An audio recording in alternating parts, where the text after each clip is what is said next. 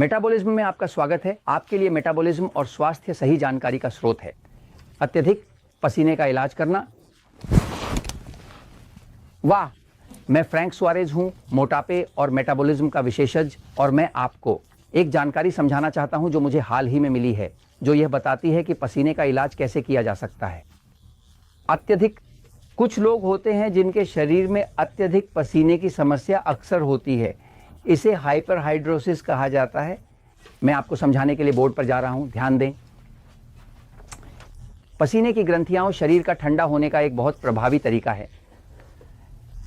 जो शरीर के ठंडा होने का एक बहुत प्रभावी तरीका है, ये ठंडा होना, ताकि सही तापमान बनाए रखने, विषाक्त पदार्थों को निकालने के लिए, यानी कि त्वचा के सभी हिस्सों में हम खोजने जा रहे हैं पसीने की ग्रंथियां। ये ऐसी ग्रंथियां हैं जो पानी छोड़ती हैं, और इस पानी के साथ शरीर के कई उद्देश्य होते हैं। जब किसी व्यक्ति को अत्यधिक मात्रा में पसीना आता है तो इसे अक्सर हाइपरहाइड्रोसिस कहा जाता है। ये एक चिकित्सा स्थिति है, कम से कम इसे चिकित्सा स्थिति कहा जाता है। वास्तव में मेटाबॉलिज्म के दृष्टिकोण से जो हमने देखा है वह यह है कि हाइपरहाइड्रोसिस यानी अत्यधिक पसीना कई बार इस तरह से प्रभावित करता है कि जब आप किसी व्यक्ति को हाथ मिलाते हैं तो उनका पूरा हाथ, पूरी हथेली बहुत गीली होती है ना। या कुछ लोग होते हैं जिनकी बगल में पसीना बहुत तेजी से और नाटकीय रूप से बहता है, और तेजी से और गहरे निशान के साथ उनकी शर्ट, उनकी ब्लाउज के कपड़े पर,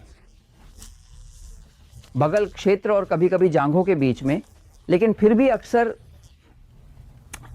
इस अत्यधिक पसीने का एक कारण होता है। चलिए देखते हैं कि इसे कैसे ठीक किया जा सकता है। जो झांत है वह यह है कि हाइपरहाइड्रोसिस उत्तेजित तंत्रिका तंत्र के कारण होती है।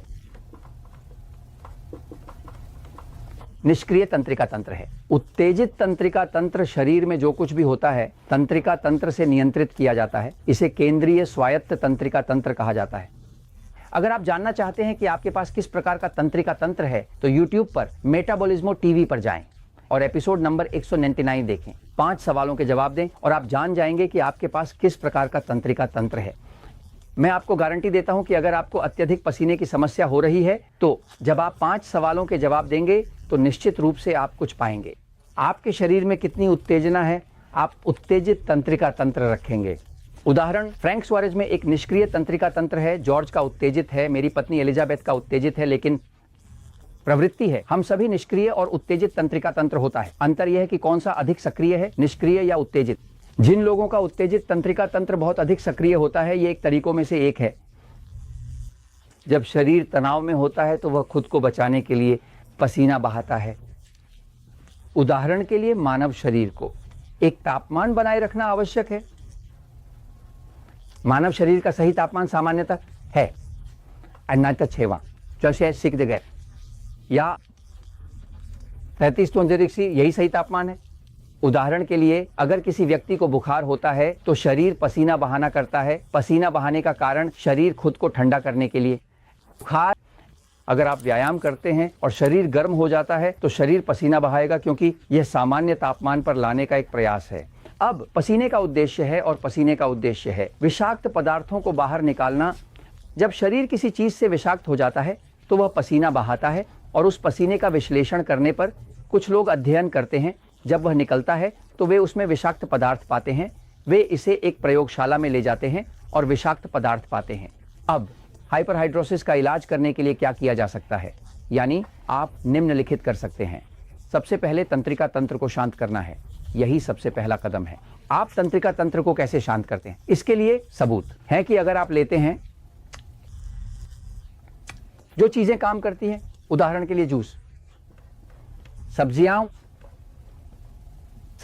और ताजे सब्जियों के जूस, मैं फलों की बात नहीं कर रहा हूं, ताजे सब्जियों के जूस। आप देखेंगे कि मेटाबॉलिज्म में कई एपिसोड हैं जो आपको बताते हैं कि सब्जियों के जूस कैसे बनाते हैं। एक सब्जी का जूस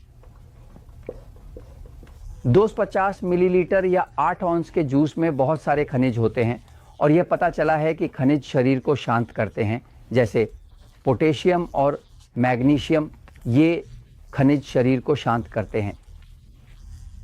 नमक इसे उत्तेजित करने की प्रवृत्ति रखता है। क्या होता है? एक सब्जी जूस में नमक नहीं होता, मैग्नीशियम, पोटेशियम और अन्य खनिज होते हैं जो शरीर को शांत करते हैं। अगर आप दिन में 2 सब्जियों के जूस बनाना शुरू करते हैं, तंत्रिका तंत्र को शांत करना शुरू करेंगे, पसीना बहना काफी हद तक रुक जाएगा। दूसरी बात जो खोजी गई है, अगर आप सेब सिरका करते, और इसके बहुत सारे सबूत हैं कि अगर आप सिरका का उपयोग करते हैं, सेब का सिरका, प्राकृतिक रूप से सेब का सिरका 1 चम्मच लेने से हर रोज काम करता है। 1 गिलास में 250 मिलीलीटर का 1 गिलास पानी, और इसे दिन 2 बार इस्तेमाल किया जा सकता है। तो 1 चम्मच सेब के सिरके को थोड़ा 1 गिलास पानी में मिलाएं।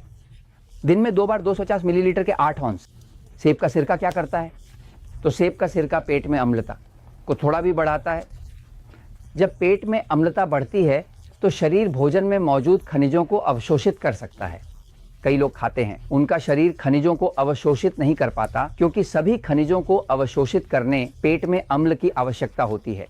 कई डॉक्टरों के विपरीत जो सोचते हैं कि किसी व्यक्ति की अम्लता की समस्या ये है कि उसके पास बहुत अधिक अम्ल है, असल में समस्या ये है कि उसके पास बहुत कम अम्ल है, और जो अंदर जाते हैं वे अच्छी पाचन की कमी के कारण सड़ जाते हैं। जब वे सड़ते हैं तो वे अम्लीय हो जाते हैं। तो अगर आप हाइपरहाइड्रोसिस यानी अत्यधिक पसीने को नियंत्रित करना चाहते हैं तो आप दिन में 2 सब्जियों का जूस बनाना शुरू कर सकते हैं। आप सिरके का भी उपयोग कर सकते हैं। हमने कई लोगों को देखा है कि यह काम करता है। सेब का सिरका, प्राकृतिक किण्वित सिरका, दिन में 2 बार 1 चम्मच पानी में मिलाकर। और मैं यह इसलिए बता रहा हूं क्योंकि सच में जैसा कि हम कहते हैं, जीतता है